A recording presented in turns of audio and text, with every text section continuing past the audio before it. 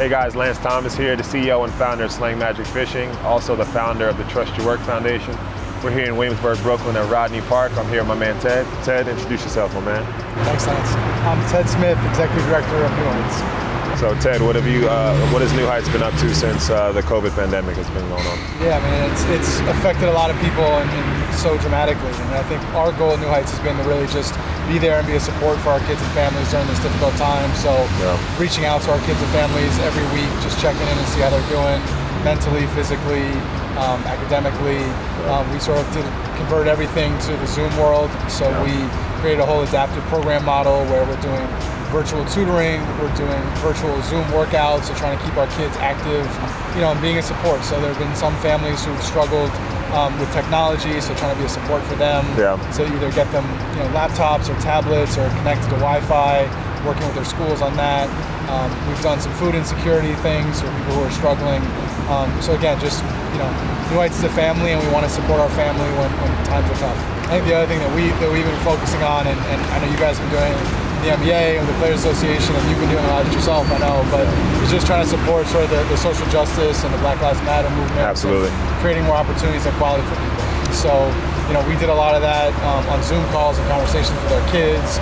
Through our summer academy, we created a class around social justice. That's awesome. Where we looked at, athletes and kind of their role in making an impact in their communities and changing perspectives and looking at social justice and impact. So, we looked at the NBA and the Players Association and how you guys in the bubble were addressing that and using your voices. We looked at leaders throughout history like Muhammad Ali, Colin Kaepernick, Maya Moore, Billie Jean King. So people who have really used their voice and platform and as an athlete made a change. I think that's, been really important conversations that we've been having with our kids and that our country is having, which is, long overdue and really needed.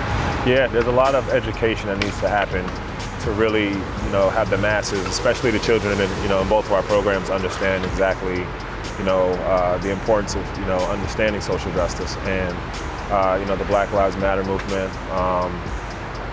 athletes using their platform for good. I was one of the guys, at the bubble that actually, it was all of us. We were all, a band of brothers that were, there.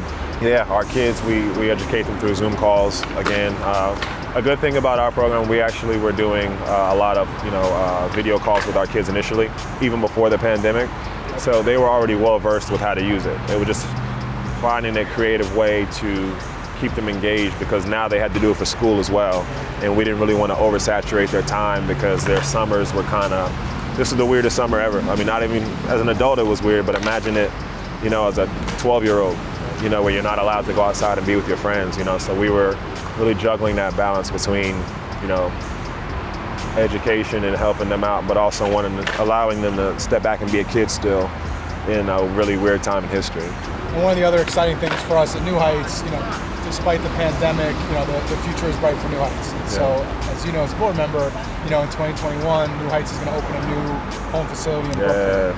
So we're going to have 3 basketball courts, classrooms, office space, technology lab. So really be able to impact more kids and make a bigger difference. I think that's needed more than ever. Is a safe place for kids to come to learn, to develop as leaders on and off the court. So we're really excited that we're going to open up a facility in Crown Heights in Brooklyn in 2021. And be able to serve kids even more. No, and that's awesome. And I think it's so important to have, something like that in Brooklyn, right? A space where, not only the children of New Heights can go and the staff, to be able to, further the mission of New Heights, but a space where, local children of Brooklyn can go, and be in a safe, environment and have fun, and be around a bunch of, motivated individuals. It's important to have something like that, especially in that area. That the facility is going to be awesome. That area where it's at, it's such a big space that was vacant for so long. And to put something, so meaningful and powerful like right there in the heart of Brooklyn is awesome. So I'm definitely looking forward to that. I think it's a big time of growth for us. So we're really looking to develop new partnerships, get more people involved, so that we can, go from impacting, 250 or so kids now to over 3,000, and really make a bigger impact on Brooklyn and all of New York City.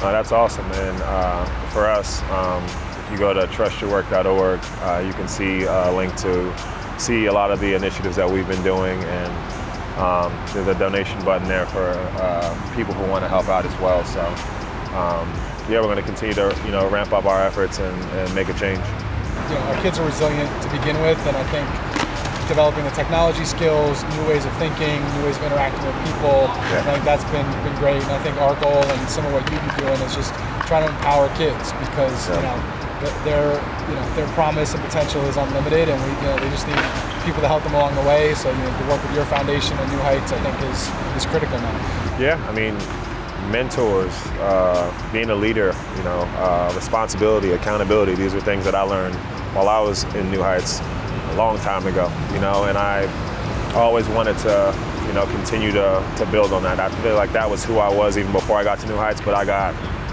really pushed towards, taking that to the next level. And then right after that, I went to Duke, and it was just like, I just kept getting pushed to reach the maximum potential of my leadership ability.